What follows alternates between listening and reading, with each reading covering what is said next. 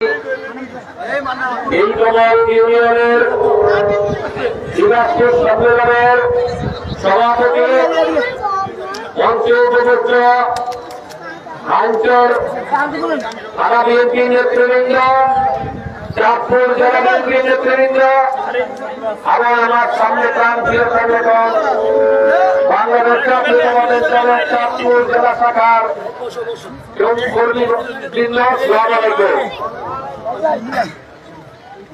আমরা আমি আমার মনে হয় দ্বিতীয়বার এসেছি।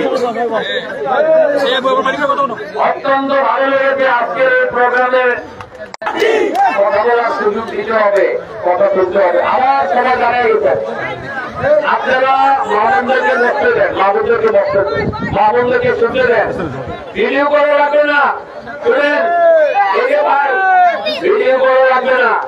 মাহমুদরা শুনুন, শুনে ভিডিও হবে। আপনাদের সকলের অবলোকন